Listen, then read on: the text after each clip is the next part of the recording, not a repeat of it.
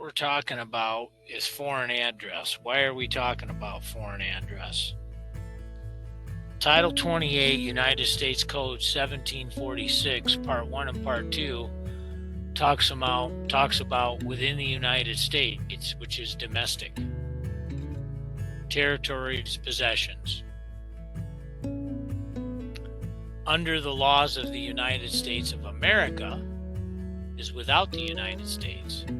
That's under the Constitution for the United States of America, circa 1787, 1789, Bill of Articles, final ratification 1791. Non-domestic.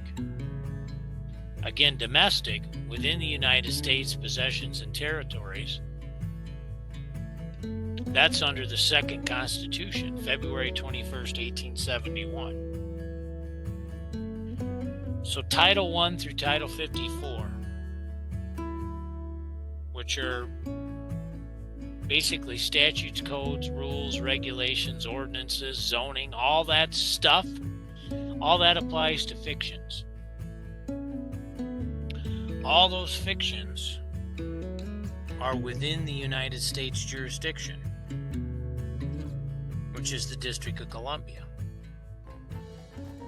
Possessions or territories. So that's for persons, individuals, humans, human beings, human resources, resident, non-resident, capital U, capital S, small c, citizen, taxpayer, all government creations or contracts with the federal government. When you realize that you don't have to fall within one of those categories, you can be without the United States. Well, why would you want to be without the United States? So you don't have to be under their jurisdiction and control. Because we the people created the government. We the people under the Creator created the government. That means we're over the government. We overstand the government, and they work for us. So if you go to the Constitution for the United States of America, circa 1787, ratified 1789, you go to Article 1, Section 8, Clause 17. It says Congress can make exclusive legislation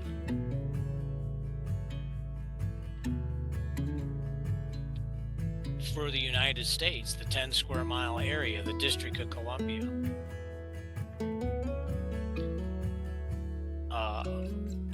Forts, naval bases, dockyards, military bases, that kind of thing. Possessions and territories. So what started happening, I think in the 40s, was zip codes. If you use a zip code, that ties you into a possession or territory of District of Columbia, which is the United States. If you use the benefit, you are required under contract to be a subject of the District of Columbia of the United States. So if you use the benefit, they want you to be beholden to them and under their jurisdiction, and they will have jurisdiction over you. So when you say capital M, capital I for a state, capital M, capital N, capital I, capital N, capital H, capital I, capital A, capital K, capital C, capital O. That's a zone where you're in the possession or territory of the District of Columbia, which is the United States. So when you use a zip code, same thing. So if you want to get back to the freedom side of things and not be a U.S. citizen, a person, an individual, a human being, a human resource, a resident, a non-resident, a taxpayer, and you want to be a man or a woman or one of the people, you then are in the private, you are in your private capacity, you're on the freedom side of things. The system doesn't have jurisdiction.